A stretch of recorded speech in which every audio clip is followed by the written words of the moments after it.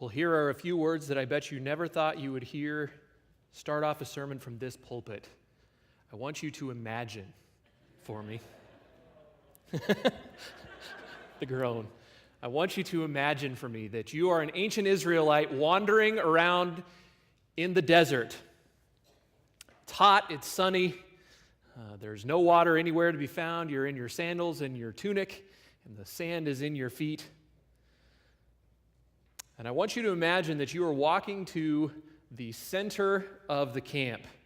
The entire nation is arranged as we sit around one place. And everything about this place says that it is special. And everything about this place says that it is different. This place is roughly the size of this room. I actually was talking to Kevin Weed a little bit, and we kind of figured that this place is roughly the size of this room, and it is marked off by a wall that is tall enough that you can't see over it. You can't see what's going on inside of it. And there is one gate and only one way to get into this place. And this place is at the center of the community, and this place is special, and it is difficult to get to for one reason. That is because the God of the universe is there.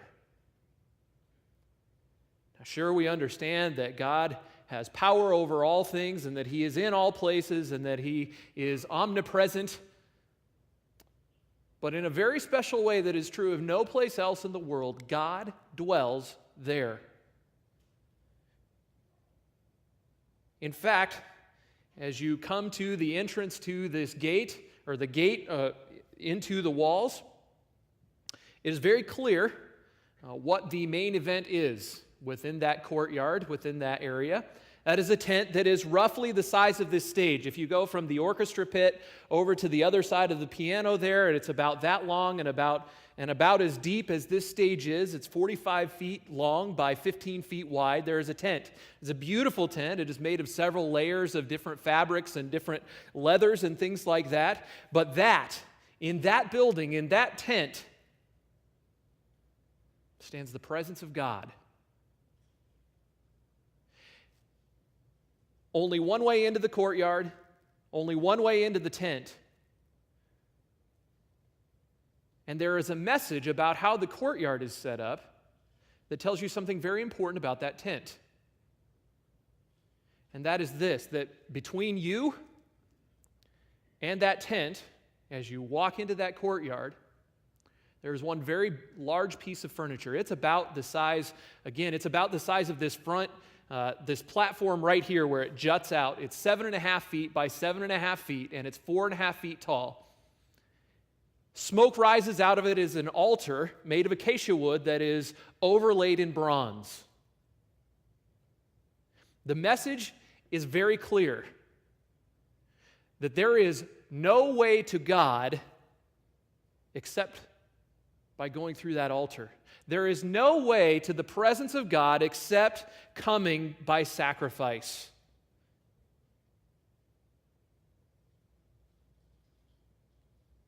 The only way to draw near to Him is to bring the sacrifice that is demanded so that you can be set apart from everyday life and worship in the presence of God. In fact, everything about the sacrificial system in the Mosaic covenant that governed the way the nation Israel had to function is designed to tell everyone that if you want to worship in the presence of God, that you must bring sacrifice. In fact, the Hebrew word for sacrifice, all Hebrew words come from a 3-letter sort of root, and the root that meant to sacrifice, or the root for the word sacrifice, was the word to draw near. I believe this served a dual purpose. First of all, you're talking about the sacrifice that you bring near to God, and then, more importantly, the purpose of the sacrifice was to be able to draw near to God. I want to take some time tonight to consider with you those sacrifices and that sacrificial system. Turn to Hebrews chapter 9 here very briefly. We're going to see that only through sacrifice may the worshiper draw near to the Lord. And in the Old Testament system, these sacrifices, the sacrifices that God prescribed in Leviticus 1 through 7, that's where we're going to spend the majority of our time tonight, they allowed the Old Testament people to function in accordance with the law so that God could dwell among the people and the people could worship the Lord. But what we've seen in Hebrews, and Pastor Gill has spent a good deal of time talking about this over the last few weeks, what we've seen in Hebrews is that there is no way for them really to finally remove the effects of sin and finally actually really draw near to God through the blood of bulls and goats, through the blood of these sacrifices.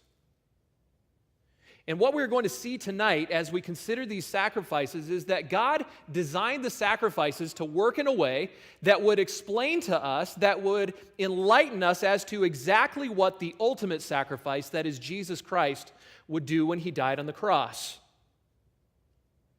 We see that God designed that whole tabernacle system that we've talked about and the whole sacrificial system that we're going to talk about in order to give us a picture of exactly what it takes to worship in his presence. You're in Hebrews chapter 9. Look at verse 8. We see this just so you know that I'm not just making this up and say, oh, this would be a neat thing to do with this Old Testament passage. I want you to see what I'm talking about here. It says in Hebrews 9:8 that the Holy Spirit is signifying this, that the way into the holy place has not yet been disclosed while the outer tabernacle is still standing, which is a symbol for the present time. I love that word symbol. The word symbol is the word that we usually translate as a parable. In fact, we've got a picture here of the tabernacle. Stephen, you can put that up. This is what you would have seen. This is a recreation of the tabernacle that is in Eureka Springs, Arkansas. But this is about what it would have looked like. And the reason that God designed the things to work the way that he did was as a living parable. Is to demonstrate exactly what it takes to walk in God's presence. So the way that he has set up the courtyard here, the fact that the altar there is in front of the tabernacle, the fact that the tabernacle and the tabernacle area are completely set apart from everything else. In fact, the way that the furniture is designed and the way that everything is put together with the tabernacle is designed to be a picture of heaven. And not only is the tabernacle a picture of heaven, but we're going to see here, if you'll skip down to chapter 10, verse 4, that the sacrificial system that went on there is also a picture of what Christ would do. Look at Hebrews chapter 10, verse 4. And the whole argument here has been the fact that those Old Testament sacrifices could never really do what Christ finally accomplished. And he says this, "For it is impossible for the blood of bulls and goats to take away sins. Therefore, when he comes into the world, that is Jesus, he says, 'Sacrifice and offering you have not desired, but a body you have prepared for me. In whole burnt offerings and sacrifices for sin you have taken no pleasure. Then I said, Behold, I have come, in the scroll of the book it is written of me, to do your will, O God.'" After saying the above, sacrifices and offerings and whole burnt offerings and sacrifices for sin, you're going to recognize all of those words by the time we're done with tonight. After saying that those things he has not desired or taken pleasure in them, which are offered according to the law, he said, "Behold, I have come to do your will." And he takes away the first, that is, that sacrificial system in the Old Testament, in order to establish the second. That is, the new covenant that is going to be established or has been established in the blood of Jesus Christ. By this will, we have been sanctified through the offering of the body of Jesus Christ once for all. So I want to take a look tonight with you. Turn back to Leviticus chapter 1. And I want to take a look tonight with you at these animal sacrifices in this sacrificial system. And what we saw there in Hebrews is that the New Testament draws a very close parallel between that sacrificial system and the different things that happened in those animal sacrifices and the work that Christ would accomplish on the cross. Now, the theological word that we use for this is called typology. It's called typology. And I want to be clear about what that means. When I say that we're going to examine the typology between those Old Testament sacrifices and the work of Jesus Christ, I'm not saying that we are adding meaning to what we see here in the book of Leviticus. When God instructed Moses what to write down in the book of Leviticus, he was talking about the sacrificial system. We're also not talking about something where the Old Testament Israelites went about their life, and then they came and they gave the sacrifices at the temple or the tabernacle, and they said, oh, well, this is going to prefigure what the Messiah will do. No, they understood that if they offered their sacrifices in faith properly, that God would allow them to dwell in his presence according to the Mosaic law. But what a type is something that God orchestrated, probably in the Old Testament time, to function in a way that would picture what actually happened in the work of Jesus Christ. Would actually picture what the spiritual reality of who Christ is and of what he's done. Okay, so we're not adding meaning to Leviticus chapter 1, 2, 3, 4, 5, 6, and 7, but what we are doing is we're looking back at what happened in that Old Testament system under the Mosaic law, and we're going to see the picture that it paints for us as we understand who Christ is and what he's done today.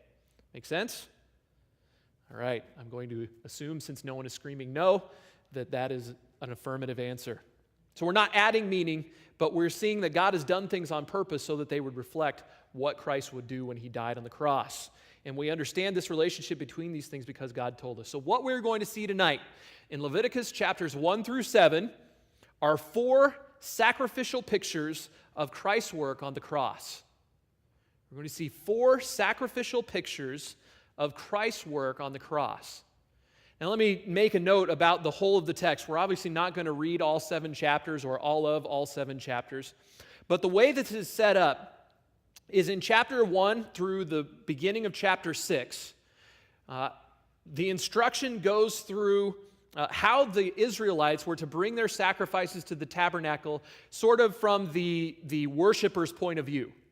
In other words, God says, when you bring a sacrifice, worshiper, this is what you're supposed to do. Then he circles back, starting in chapter 6, verse 8, and moving through chapter 7, and talks to the priests about what they're supposed to do and their role in the sacrifices.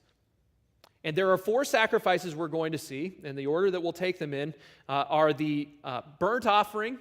We're then going to see a sin offering, a guilt offering, and then finally the peace offering. Okay? So just so you know where we're going, much of this stuff is repetitious, talking about how they're supposed to treat the same sacrifice with different animals. So we'll try to limit mostly to talking about just one animal per sacrifice. So in Leviticus chapter 7, or chapters 1 through 7, the first sacrifice we see that is a picture of the work that Jesus Christ would do is a burnt offering that pictures Christ's sanctifying work. Okay, a burnt offering.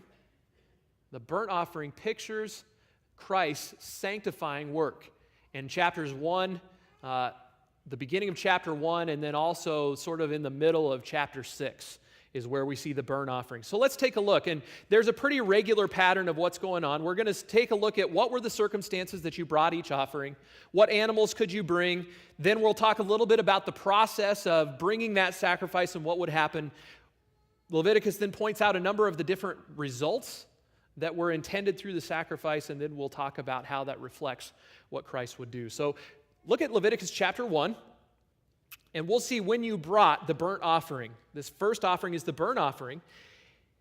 And God says, tell the people this: if his offering is a burnt offering from the herd, that is a cow or an ox, he shall offer it a male without defect, and he shall offer it at the doorway of the tent of meeting, that is the tabernacle tent that we generally think of.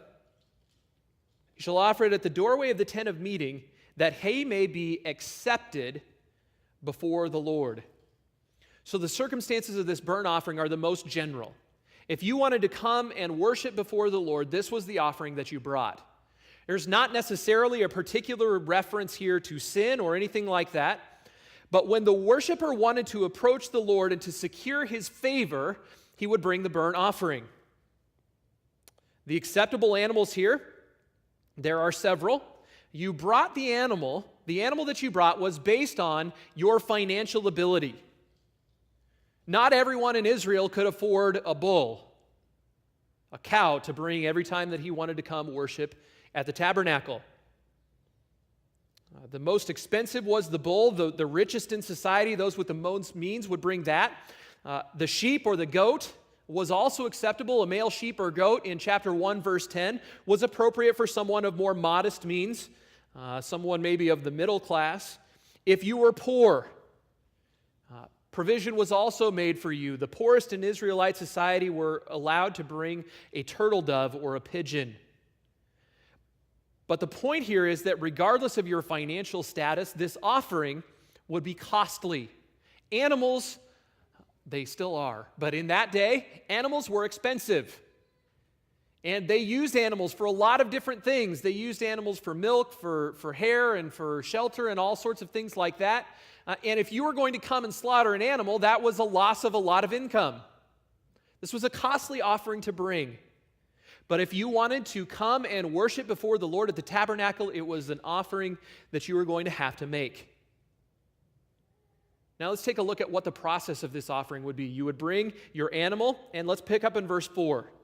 He brings the animal before the doorway of the tent of meeting. And the idea there in verse 3 is that he is bringing this before the Lord, before Yahweh. And verse 4 says, he shall lay his hand on the head of the burnt offering, that it may be accepted for him to make atonement on his behalf. And he shall slay the young bull before the Lord, and Aaron's sons, the priest, shall offer up the blood and sprinkle the blood around the altar that is at the doorway of the tent of meeting. And then he shall skin the burnt offering and cut it into pieces. And the sons of Aaron the priest shall put fire on the altar and arrange wood on the fire. Then Aaron's son, the priest, shall arrange the pieces, the head, and the suet over the wood which is on the fire that is on the altar. Its entrails, however, its legs, you shall wash with water. And then the priest shall offer up and smoke all of it on the altar for a burnt offering, an offering by fire of a soothing aroma to the Lord. What would happen here is the worshiper would bring the animal to the Lord, to the doorway of the tent of meeting, and he would lay his hands on the head of the animal. Now, this is maybe a little deceiving. We think of maybe laying your hands on it as going like this and kind of touching it. The idea here is he holds the head of the animal down. What he's doing here is he's identifying himself both as the owner of the offering, and he's identifying himself with the offering itself. He's saying, I own this animal, and I'm bringing it to make offering here, and this animal, what happens to this animal is what ought to happen to me. I'm identifying myself with this animal. And that animal, in this burnt offering, they slay the animal, and this would have been, by the way, an extremely bloody process.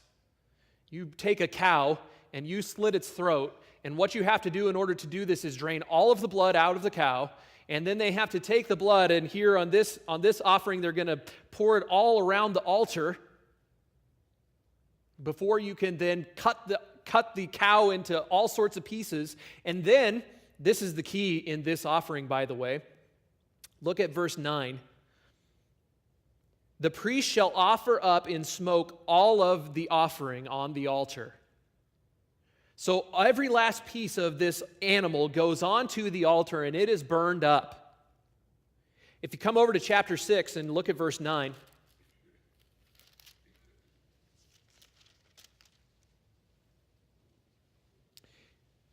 these are the instructions for the priests here.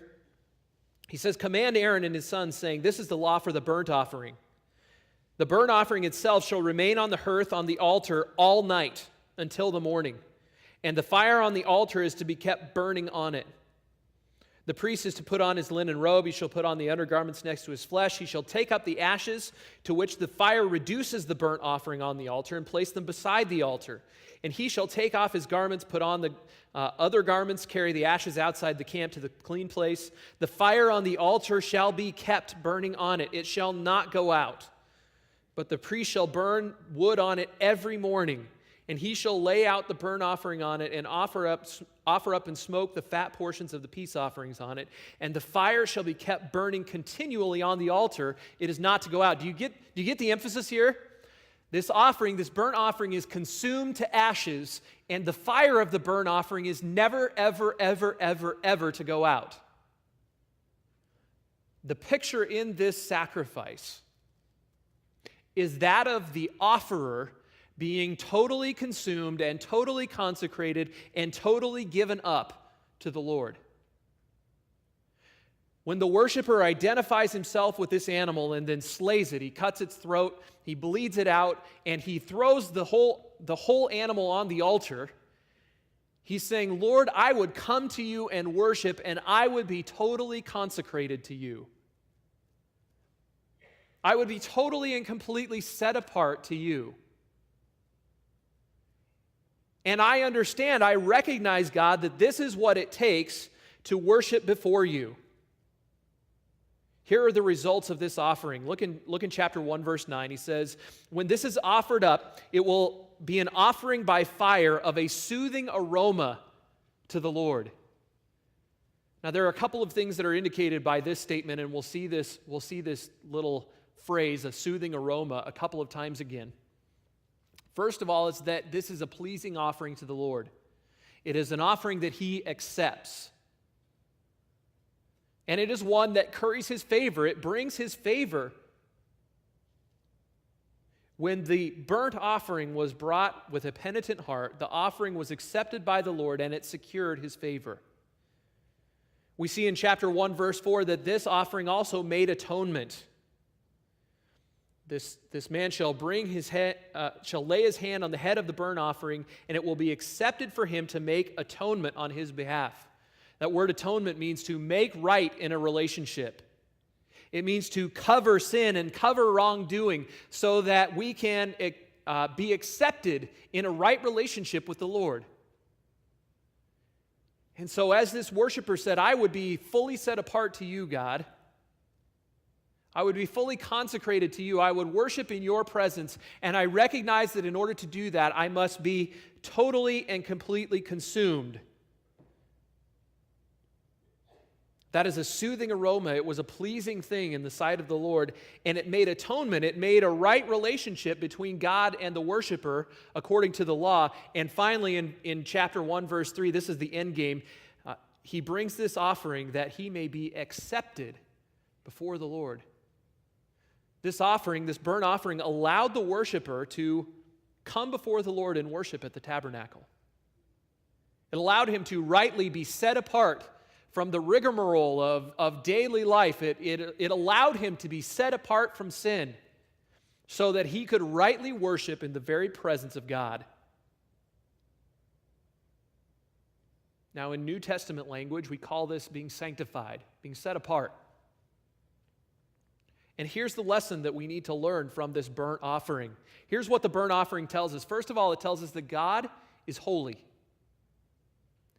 And we don't quite, I think, have a proper understanding of exactly what that means today.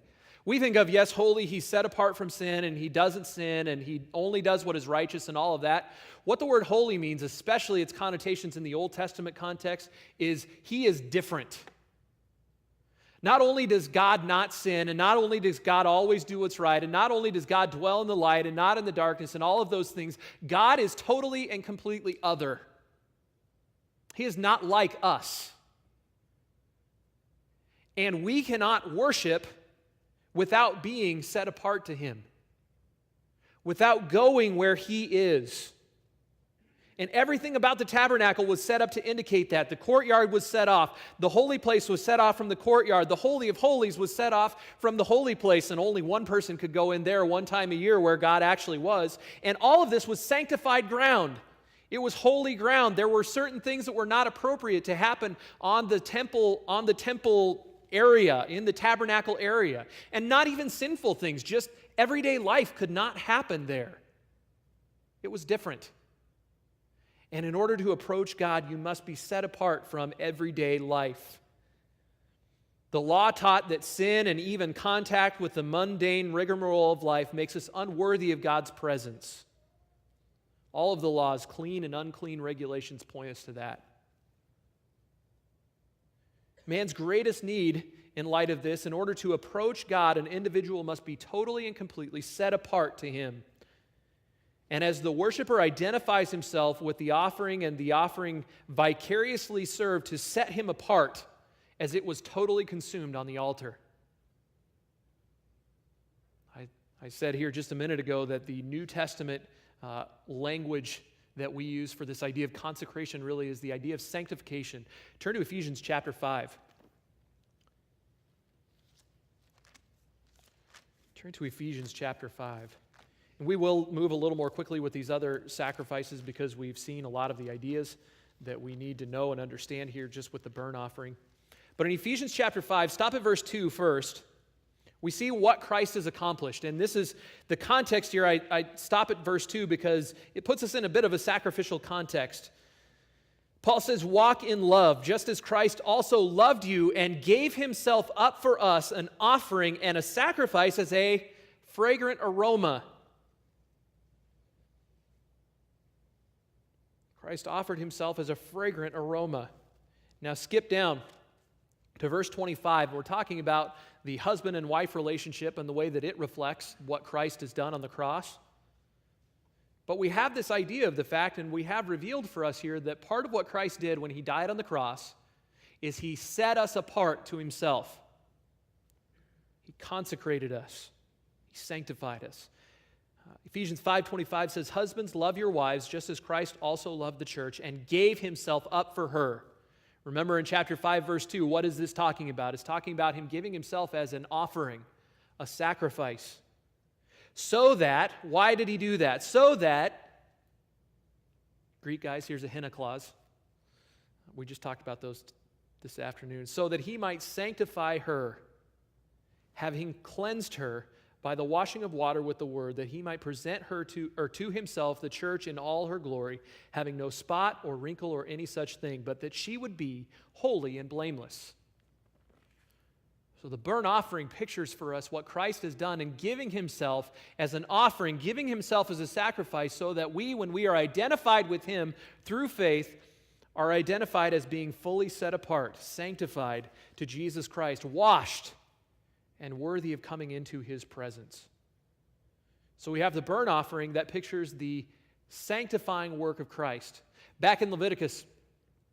Secondly, we're going to see the sin offering that pictures Christ's cleansing work. The sin offering that pictures Christ's cleansing work. We're going to see this in chapters 4 and chapter 6. So turn to chapter 4, verse 1. And actually, verse 2 is where we'll pick up. And the key concept here in this idea of the sin offering, where in the burnt offering it was being consecrated, it was being sanctified, being set apart. The key concept here in the sin offering is that it pictures the offerer being cleansed, being washed from the defilement of sin. We see the circumstances in chapter 4, verse 2. Speak to the sons of Israel, saying, if a person sins unintentionally in any of the things which the Lord has commanded not to be done, and commits any of them. We're talking here about unintentional sin. Now, I think it's best to understand that phrase there in the middle of verse 2. Probably best to understand these sins as sins that are committed out of the weakness of the flesh. Sins that are committed because of weakness. The law makes no provision for those who sin high-handedly against God. In other words, who say, I am willfully, high-handedly rebelling against God. God says do this, so I'm going to shake my fist at him and I'm going to do exactly the opposite. You remember the first example we get in the Old Testament of the high-handed sin is the guy who goes out and he collects sticks on the Sabbath day right after they've been told not to do work on the Sabbath day. And what is the nation instructed to do? They say, God, what should we do with this guy? And God says, stone him. Not because collecting sticks is a horrible, awful thing to do, but because apparently this man was saying, forget God, I got work to do. These sins are not of that type. These sins are sins that someone does because I'm weak, because I've fallen to temptation. Not, oops, I accidentally did this. The other end of this is probably included here, failure to do something that should have been done. He gives some examples in chapter 5, verses 1 through 4. Somebody who fails to bear witness when called upon. In other words, when something had happened and they call for any witnesses to come forward and say, I saw this man do this, or I saw who took that, or anything like that. Somebody failed to do that. If someone came into contact with something that was unclean, that is ritually impure, then this was the sacrifice that he needed to bring. If someone swears thoughtlessly, makes an oath, and doesn't take it seriously in chapter 5, verse 4, he was to bring this sin offering. What we're going to see here in this offering is that that person who did these things needs forgiveness from the guilt of sin and cleansing from its defilement in order to be able to avoid wrath and to draw near to the Lord.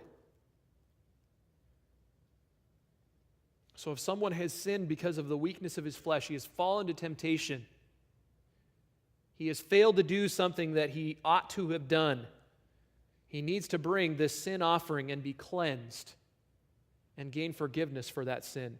The acceptable animals here is based on your position in society. The most important people in society, the high priest, or if the congregation as a whole, if the nation as a whole sinned against the Lord, they were to bring a bull without defect. If you were a leader of the congregation, if you were a leader among the people, you had to bring a goat or a sheep, a male goat or a male sheep. If you are a normal person, you were to bring a female goat or a lamb or a turtle dove or a pigeon, or even acceptable to bring fine flour based on what you were financially able to do. And the reason for this sort of graded idea here in this offering is that if you were a representative of the nation, you were held as more important in the nation. And the sin and the defilement that you brought on the nation and brought on all of those things around you were that much more important to be cleansed. If you were the high priest and you represented the people before God, and where did the high priest go that nobody else went? He went to the Holy of Holies, right? And where were the priests able to go? They were able to go into the holy place. And the idea in this offering is that if you have sinned, you carry defilement and contamination with you wherever you go. So not only are you defiled, but the things that you come into contact with are defiled. And thus, it makes those places unworthy of God's presence. The more central you were to society, the more defiling damage you could do, so the more costly the animal. But we see the flip side of this as well, that provision is made so that every single individual, regardless of position in society or financial position, financial wealth, had a sacrifice that was acceptable for him to bring. No matter who you were, you could bring sacrifice. Pick up in chapter 4, verse 4, and let's see what you did and how this sacrifice looked. This individual, whoever has committed this unintentional sin, he shall bring the bull. Here we're going to start off looking at the offering of the high priest. He shall bring the bull into the doorway of the tent of meeting before the Lord, and he shall lay his hands on the head of the bull. Remember, that means that he is identifying himself with this offering, and he shall slay the bull before the Lord. He slit its throat. And then the anointed priest is to take some of the blood of the bull and bring it to the tent of meeting, into the tabernacle itself. And the priest shall dip his finger in the blood, and he shall sprinkle some of the blood 7 times before the Lord in front of the veil of the sanctuary. The priest shall also put some of the blood on the horns of the altar of fragrant incense, which is before the Lord in the tent of meeting. And all the blood of the bull he shall pour out at the base of the altar of the burnt offering, which is at the doorway of the tent of meeting. Skip down to verses 30 and 31, and we see what happened with the blood from the offering of the common person. The priest shall take some of the blood with his finger, and he shall put it on the horns of the altar of burnt offering. Now, this is the altar that you bring your offering to. It's outside of the tabernacle. He shall put some of the blood on his finger, put it on the horns of the burnt offering, and all the rest of its blood he shall pour out at the base of the altar. And he shall remove all its fat, just as the fat was removed from the surface of the peace offering. And the priest shall offer it up in smoke on the altar for a soothing aroma to the Lord. Thus the priest shall make atonement, and he shall be forgiven. So the key concept here, the key idea in this sin offering, is the blood acts almost like a holy detergent. We think of blood and we think of it as something as nasty and sort of dirty and grimy. But in the Old Testament system, and we've seen this in the book of Hebrews, that what does blood bring? It brings cleansing, right? It brings cleansing from defilement and from the dirtiness that sin brings. If you were the priest and you sinned, one of the things we see is that the priest had to take the blood and he had to take it into even the holy place itself and cleanse that area. Because if the priest had sinned and gone into that area, he brought defilement to it. If you were a commoner and you had come into the tabernacle area, you had sinned, you brought your sin dirtiness with you, the area of the altar had to be cleansed. Cleansing must happen. Cleansing from the defilement of sin is absolutely necessary to come into the presence of God, and this blood acts like a holy detergent for the temple in its area. Then, unlike the burnt offering, in this sin offering, the priest would just cut out the innards, basically, and the fatty portions, which are considered the choice portions, the best portions of the animal, and those things are thrown on the altar, they are burned up, and it makes a soothing aroma.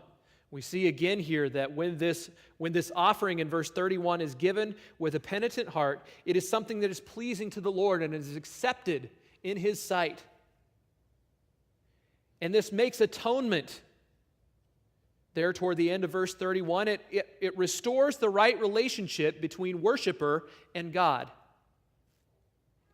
And finally, we see here that atonement is possible because his transgression has been forgiven. On account of the sacrifice, on account of the blood that was shed, on account of the life that was given, there was cleansing that took place from the defilement of sin, and the man's transgression, the man's sin, the man's guilt, the guilt that he had accrued because of his sin will not be held against him by God. Here's the picture of this offering. It is that in sin, we acquire guilt. We acquire the rightful condemnation of God for our offense against Him. And in addition to that, we are defiled. We are dirty before God because of our sin. We are unacceptable in His sight. We are unacceptable to come into His presence. That guilt exposes us to God's wrath, to God's punishment. And that defilement, it disqualifies us from His presence. And we see in this sin offering that man needs to be forgiven. He needs to have his defilement removed. And praise God, it's been done through the work of Jesus Christ. Stick a finger here in Leviticus chapter 4 and look at Titus chapter 1.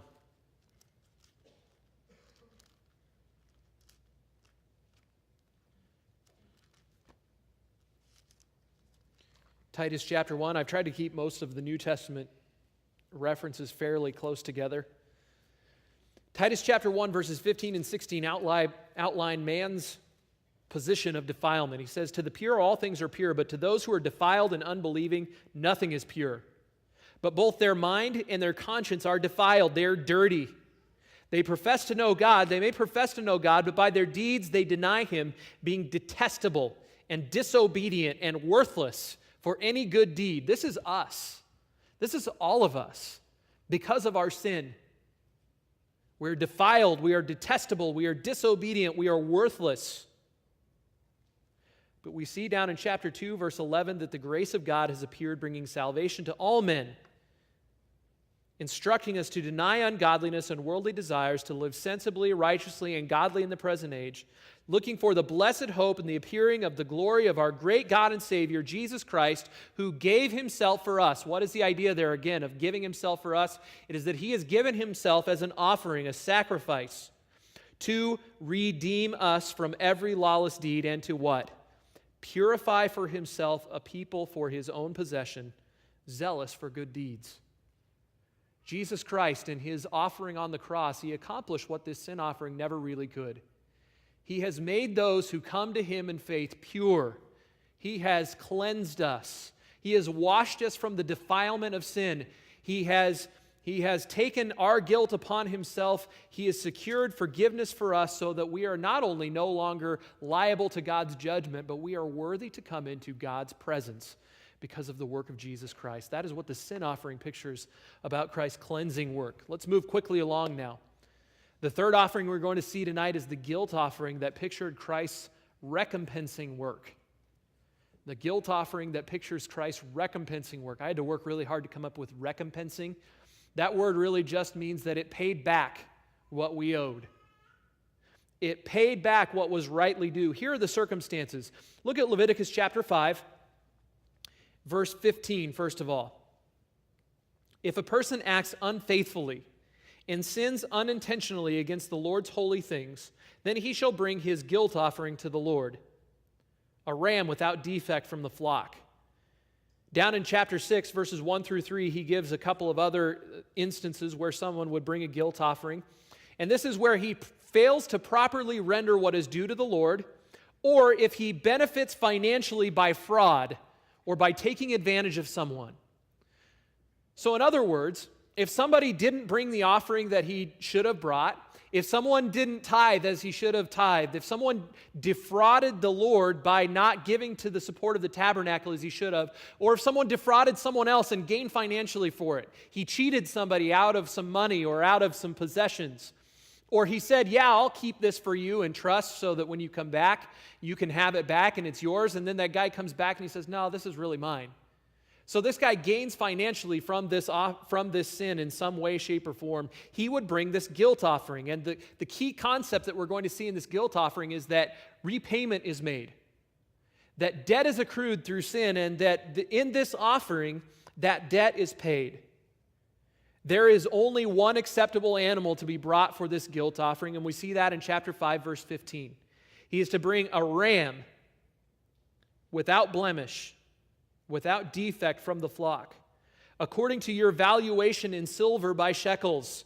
In other words, whatever it is that you should have brought to the temple that you didn't, you're going to bring a lamb that is worth at least that much in terms of the shekel of the sanctuary for the guilt offering. And before he can bring that offering, though, he has to go and do something else. Look at verse 16. He shall make restitution. He shall make restitution for that which he has sinned against the holy thing, and he shall add to it a fifth part of it and give it to the priest. So in other words, the standard for this is going to be you are going to give back what you took plus 20% in order to make restitution for the sin that you have committed. The middle of verse 16 picks up and says, the priest shall then make atonement for him with the ram of the guilt offering, and it shall be forgiven him.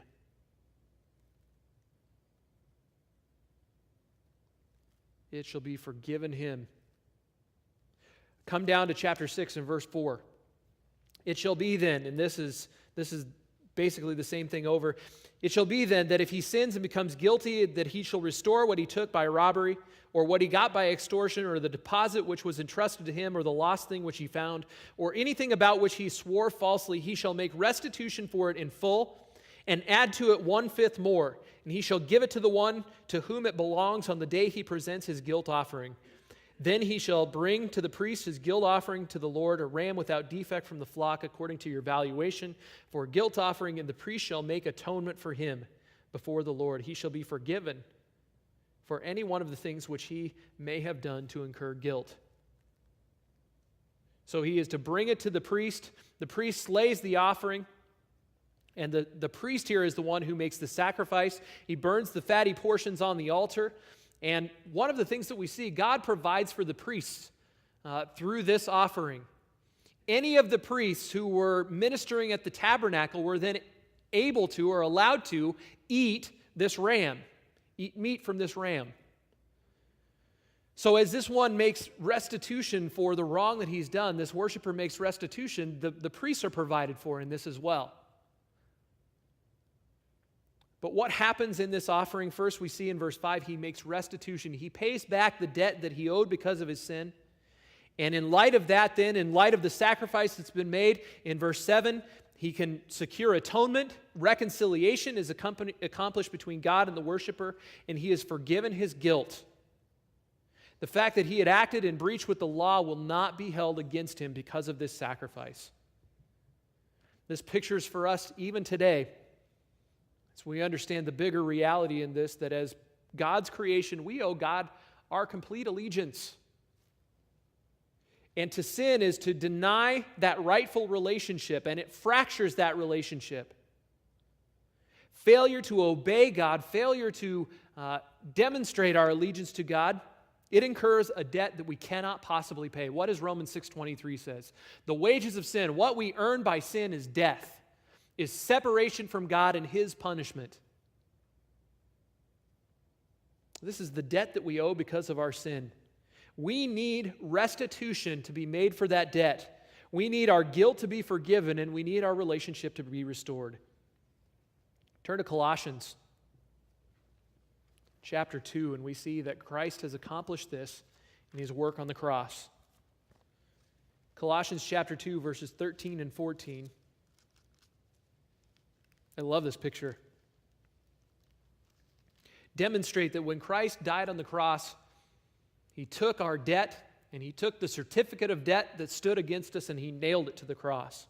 When you were dead, Colossians chapter 2, verse 13, in your transgressions and the uncircumcision of your flesh, He made you alive together with Him, having forgiven us all our transgressions, having canceled out the certificate of debt consisting of decrees against us. The picture here is that we have failed to live up to the standard that God has set for us. We have accrued a debt, and there is a certificate of that debt that states that this is what we owe God, and He has canceled it out. He has marked on that statement, paid in full, having nailed it to the cross. He has taken it out of the way, having nailed it to the cross. When Jesus Christ died on the cross, He took the debt that we owed, He paid it Himself.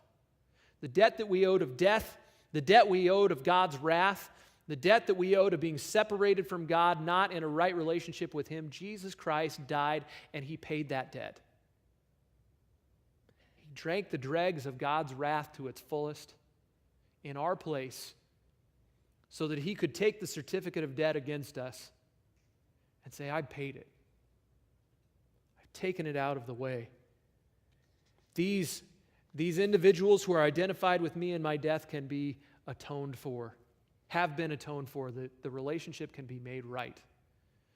So in the guilt offering, we picture, or we see the recompensing work of Jesus Christ. Finally, fourthly, and this is my favorite offering of all of them, we see the peace offering that pictures Christ's fellowshipping work. We see the peace offering that pictures Christ's fellowshipping work. And in the peace offering, the key concept, the key idea here is going to be the fact that the worshiper, through the sacrifices that have been made, can come and enjoy fellowship with the God of the universe. This is so cool, the way that God set this up to demonstrate this.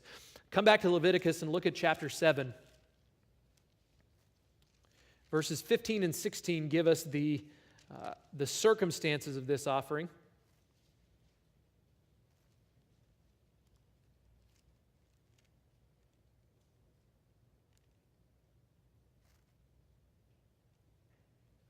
Now, as for the flesh of the sacrifice, this Thanksgiving peace offering, of his Thanksgiving peace offerings, it shall be eaten on the day of the offering, and it shall not leave any of it over until the morning. But if the sacrifice of his offering is a votive or a free will offering, it shall be eaten on the day that he offers the sacrifice. We're going to see these verses again, but what I want you to see there are the Thanksgiving idea, the votive, and the free will idea. This sacrifice is unique in that we are not going to see any reference here to defilement or to sin. Instead, the offerer would bring this Thanksgiving offering, this peace offering, when he recognized the good work of God in his life. He would bring that Thanksgiving offering that he talks about in verse 15 when he simply wanted to express thanks for the Lord's work, for what he had done in his life. That votive offering, when he had made a vow, he said, God, if you do this, then I will bring you this offering. Then he would come and he would bring this offering. The free will offering says, hey, God is good, and he has done this good thing in my life, so I want to go and I want to enjoy fellowship with the Lord at the tabernacle. This was an act of homage. It was freely given to God. It was brought because the offerer wanted to bring it. He wanted to express the fellowship that he enjoyed with the Lord.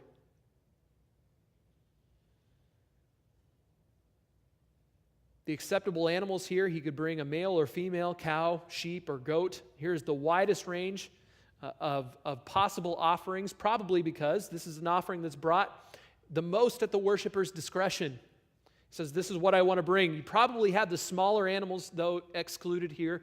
You'll note that the turtle doves and the pigeons are not a part of this because there's not enough meat there then to enjoy the fellowship offering that is the culmination of this offering. Now come back to chapter 3 and pick up in verse 6, and we're going to see the process of this offering. We're going to skip to chapter 7 here in just a second. But in chapter 3, verse 6, we see this. If his offering is a sacrifice of peace offerings to the Lord, if it's from the flock, he shall offer it a male or female without defect. If he is going to offer a lamb for his offering, then he shall offer it before the Lord, and he shall lay his hand on the head of the offering. He shall slay it before the tent of meeting, and Aaron's son shall sprinkle its blood around on the altar. So if they sprinkle the blood around. From the sacrifice of the peace offerings, he shall bring as an offering by fire to the Lord its fat, the entire fat tail, which he shall remove close to the backbone, and the fat that covers the entrails, and all the fat that is on the entrails, and the 2 kidneys, again with the fat that is on them. Remember what we said about the fat portion of the offering? It was used for a lot of different things in society, and so it was thought of as the most valuable, the most important part of the animal. It was used as fuel for fire. It was used for livestock purposes. It was used for lots of different things. So that fat is offered up, and he'll remove it with the kidneys in verse 10. And the priest in verse 11 shall offer it up in smoke on the altar as food, an offering by fire to the Lord. Now, we've seen these fatty portions be offered up before, and what did that make for the Lord? That made a soothing aroma, right?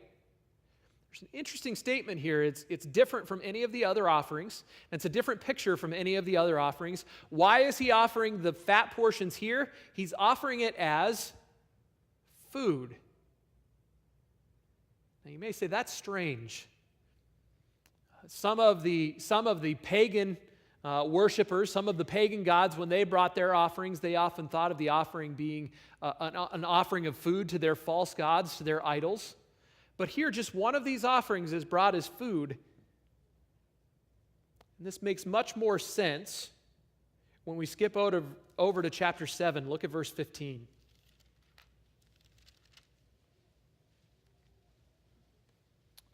Now, as for the flesh of the sacrifice of this thanksgiving peace offerings, it shall be eaten on the day of his offering. And he shall not leave any of it over until morning. But if the sacrifice of his offering is a votive or a free will offering, it will be eaten on the day that he offers his sacrifice, and the next day what is left of it may be eaten. But what is left over from the flesh of the sacrifice on the third day shall be burned with fire. So if any of the flesh of the sacrifice of his peace offering should ever be eaten on the third day, he who offers it shall not be accepted, and it shall not be reckoned to his benefit. It shall be an offensive thing, and the person who eats it shall bear his own iniquity. But what you see here that's different from all of the other offerings is that the worshiper, the one who brings the offering, is allowed to do what? He's allowed to eat the offering. He's allowed to cook the meat, and he is allowed to partake in this. We've seen the priest be able to partake in the offering and the meat from that offering, but never the worshiper. And this brings together this idea of the fatty portion being offered to God as food, and now the worshiper is able to eat. What are God and the worshiper doing here? They're sharing a meal, right? They're eating together. And what greater, through the history of humankind, what greater picture of fellowship is there than to sit down and eat a meal together? In the ancient Near East, if you brought someone into your home and you fed them, you ate with them, you took on all sorts of responsibility to protect them and to provide for them and to enjoy fellowship with them. Today, we want to get together with other believers and we want to enjoy their company and their fellowship. We call them up and we invite them over for dinner, right? Even we see this in church discipline. What are you not allowed to do with someone on church discipline? Have a meal with them. The picture here is that the way has been provided through the sacrifices to enjoy fellowship, personal fellowship between the worshiper and the God of the universe. These sacrifices have provided the way for us to enjoy fellowship. They're sharing a meal together. Now, it should be noted, it seems that this peace offering is the culmination of the sacrifices. It talks about in the instructions for burning the fat portions that they were supposed to burn the fat portions of the peace offering on top of the burnt offering. So that burnt offering, logically, what? Had to go before you could make a peace offering. And it seems also that if you wanted to make a burnt offering, that if you needed to make a sin offering or a guilt offering, that had to be done first. So we see that this peace offering is the culmination of the sacrificial system in the Old Testament.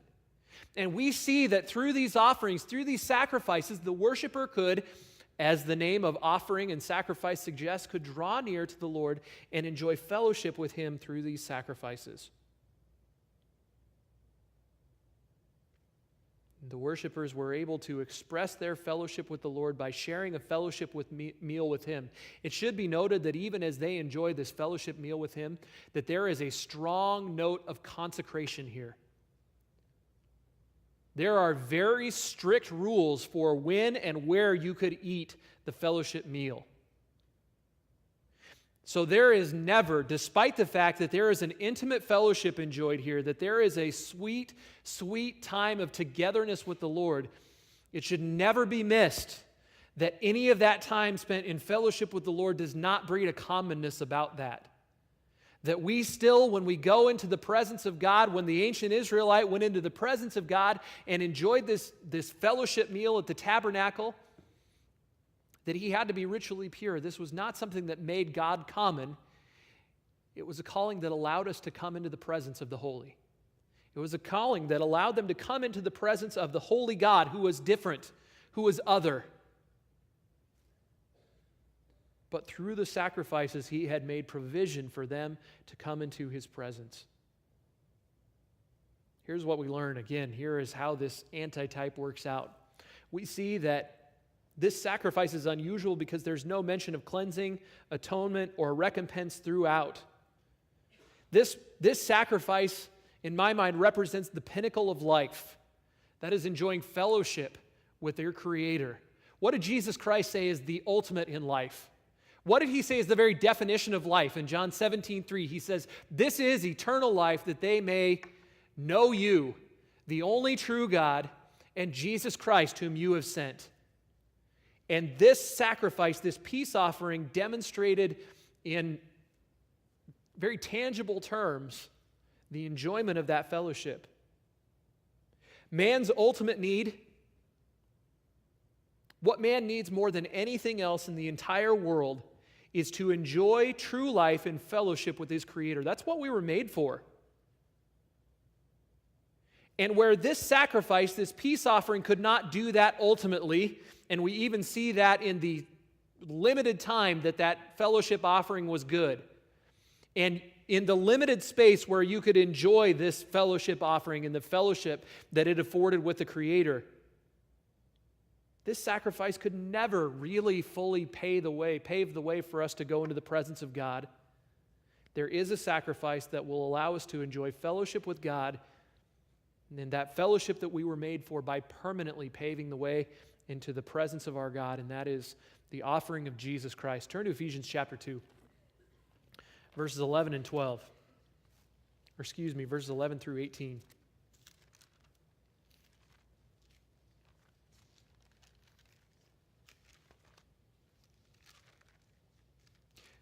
He's talking about the bringing into unity between the Gentile and the Jew and the church. But he's talking about the fact that the enmity that existed between the Gentile and the Jew has been done away with because we can now all come into the presence of God through the sacrifice of Jesus Christ. Therefore, Ephesians 2:11, remember that formerly you, the Gentiles in the flesh, who were called uncircumcision by the so-called circumcision which is performed in the flesh by human hands. Remember that you were at that time separate from Christ, excluded from the commonwealth of Israel, strangers to the covenants of promise, having no hope, without God in the world, but now in Christ Jesus, you who formerly were far off have been brought near by the blood of Christ. For he himself is our peace, who made both groups into one and broke down the barrier of the dividing wall by abolishing in his flesh the enmity, which is the law of the commandments contained in ordinances, so that in himself he might make the two into one new man, thus establishing peace, and might reconcile them both in one body to God through the cross, by having put to death the enmity. And he came and preached peace to you who were far away and peace to those who are near, for through him we both have our access in one Spirit to the Father. How can we come into the presence of God every single day? How are we welcomed into God's presence everywhere we are? It is through the person and work of Jesus Christ in his death and resurrection, his sacrificial death on our behalf. As we draw to a close tonight, I want to remind you of the necessity to recognize what Christ has done on your behalf. And we see in these very tangible pictures of what it means what it is that Christ has accomplished. Understand that the burnt offering teaches us that you on your own are not set apart from sin, much less the mundane. You are separated from God, and that Christ gave himself wholly so that you could be set apart to him.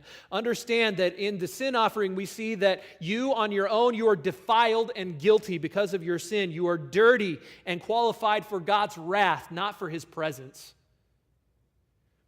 And because Jesus Christ shed his blood, you can be cleansed of your defilement and forgiven of your guilt and enter into his holy presence. Understand that on your own, your sin has accrued a debt that you cannot possibly pay. Understand that you have earned God's wrath, separation from him forever in hell. But Christ took the certificate of debt against you and stamped the words paid in full on that certificate when he nailed it to the cross. Understand that on your own you are separate, you are excluded, you are a stranger, you are without hope, you are without God in the world, you are truly living a life of living death. But Christ died to sanctify you, to redeem you, so that you could walk every moment of every day in his glorious presence. Also understand that if you sit here tonight and you reject the sacrifice that has been made on your behalf, in the person and work of Jesus Christ, that nothing remains for you except the terrifying expectation of judgment for your selfishness, for your defilement, for the debt that you owe, for your separation from God. Let's pray. Father, the sacrifice of your Son is something truly wonderful to behold. Terrible at the same time, but Father, what it has accomplished for us is unfathomable. You have given us pictures in what you required of the nation Israel and the sacrificial system. Father, I pray that those pictures would help us to think more deeply and more accurately of what your Son did when he gave himself as the ultimate sacrifice on the cross.